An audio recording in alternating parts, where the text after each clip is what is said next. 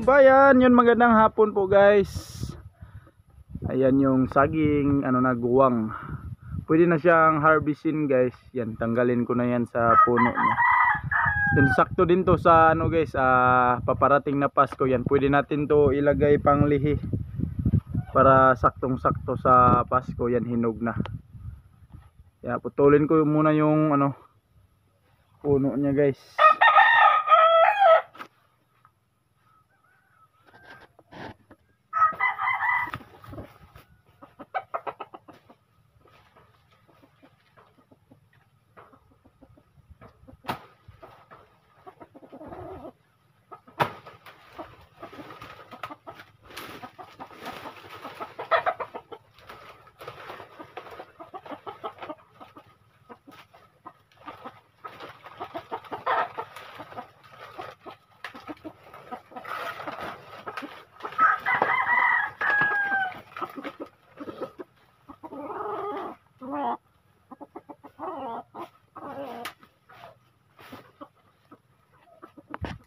Malapit nang mahinog guys. Ito yung sinasabi, pag may itatanim may aanihin.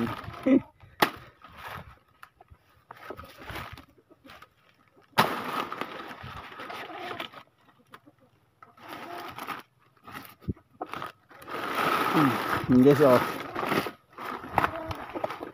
guwang na guwang.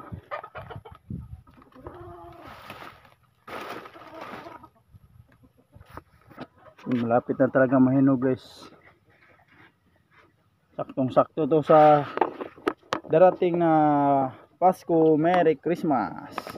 Yan, kasama ko pala si Jeric guys. Si GM nandun lang sa payag. So yun, may isa pa sana dito guys.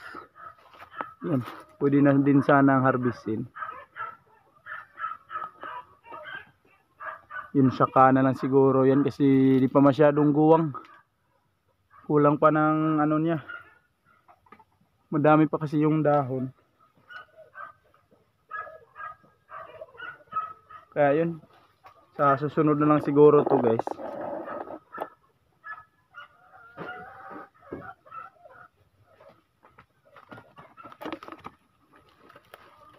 Yan. Na lang tayo ng iba dito. Titingin tayo, baka may iba tayong ma-harvest.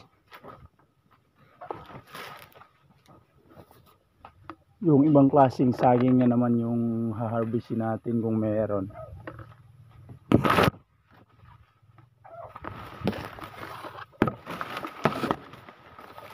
Ito guys, pwede na ba ito harvestin? Oh, yan Yan, may puso pa Pwede na siguro to sa New Year. Dami pang bulig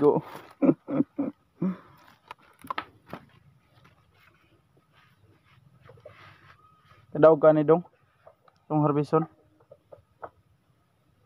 Dabong bumana. Mura magkuhan na yung unod guys. Di ni makakuhan ba, di ni mahinog hulata ni.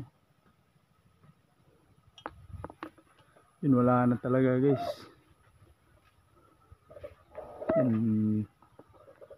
May mga puso pa. Kaedad lang dun sa saging ko dun sa payag. Pati dito. Yeah, yun muna siguro. Yun lang muna yung dadalhin natin.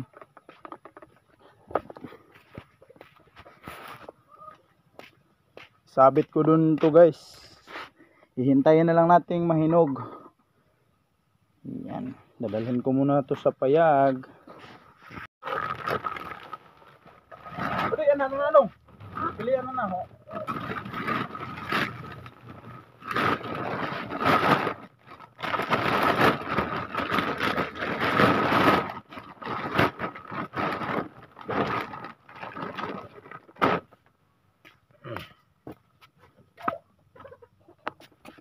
Yan, dito guys. At yun, may dadalhin din akong saging na hinog guys.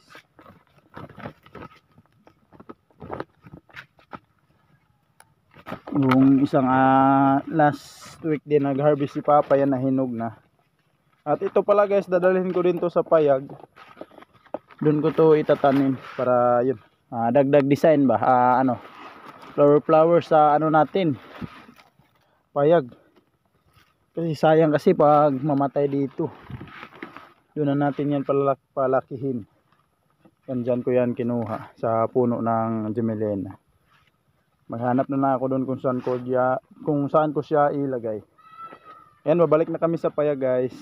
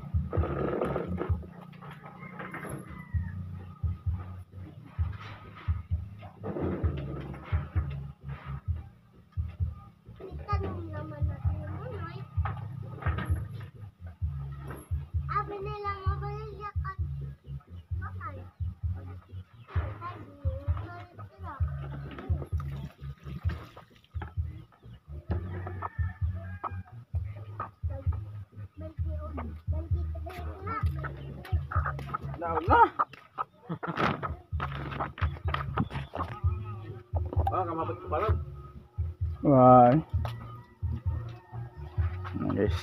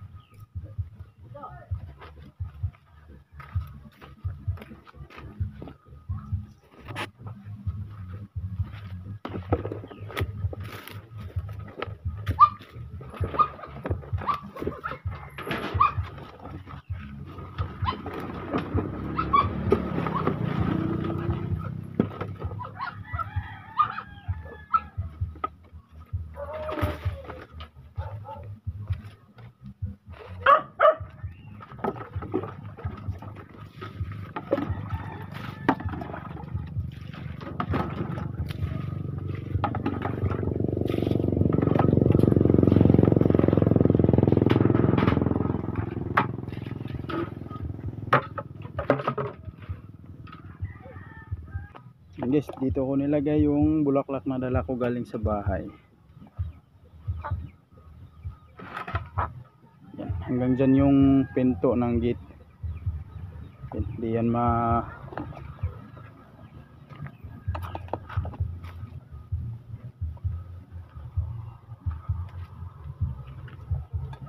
mas bagay dito guys. Ito yung bunga sa isang saging guys, malaki yung puso niya. Bali ano na, tatlo yung may bunga dito. Yung isa maliliit din yung bunga, parang may sakit talaga yung ano niya eh. Hindi gaya ng doon sa iba guys oh. Sobrang laki ng bunga niya at hindi pa natapos sa pagbunga oh. Tapos dito yun, kasing laki lang doon nung sa bahay yung namungang doon. Yan dito medyo hindi rin ano, hindi rin kalakihan, pero yan yun, tanggalin ko pala yung puso. At saka sa nag-comment guys na maganda daw gulayin yan. Yun. Hindi pala pwede gulayin yung puso na to. Ang pwede gulayin na puso yung saging na saba. Yung pwede lang saing. Yung dala ko guys na saging yun. Pag namunga yun tas yung puso, yun lang ang pwedeng gulayin. Pero pag ganitong saging guys, hindi siya pwedeng lutuin yung puso niya. Kaya yan, tatanggalin pa rin natin, pero yun, itapon lang. Kasi nga hindi siya pwedeng lutuin guys. Kasi yung saging na to ay senyorita, tas yung saba lang yung pwedeng gulayin. Pare sa dala ko kanina.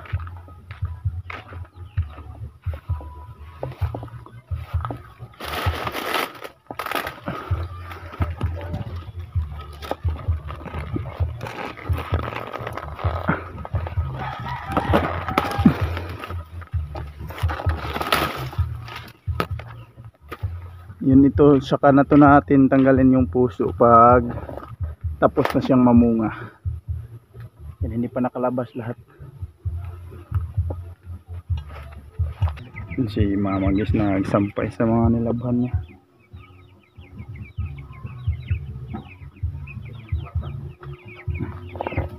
Chak, basta man.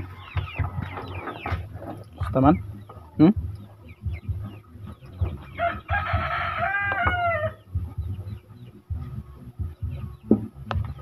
Inom. Iwo ka?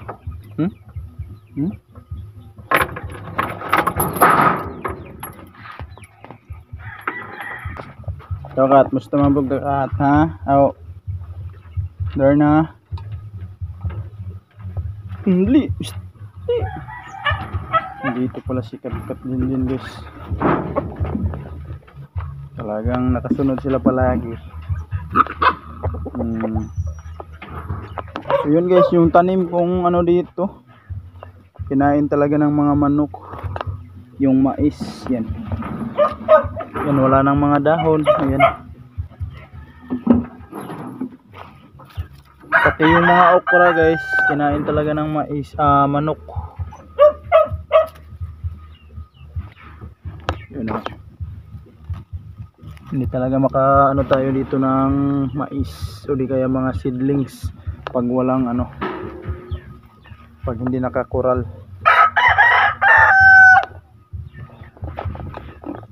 Yan guys, imbis lagyan ko na ng abono tas tanggalan ko ng damo. Yun, pero inunahan tayo ng manok. Yan, ito pa.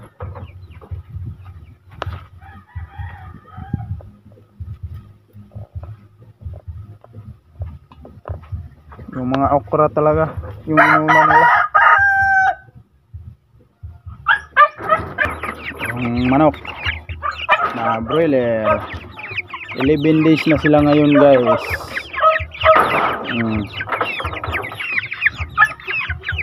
Laging gutom.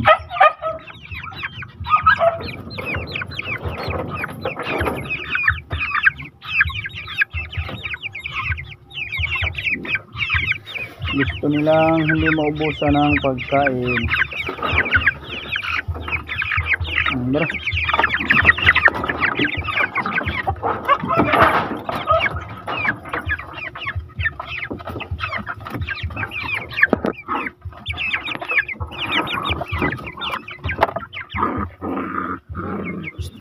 No. Sige, away.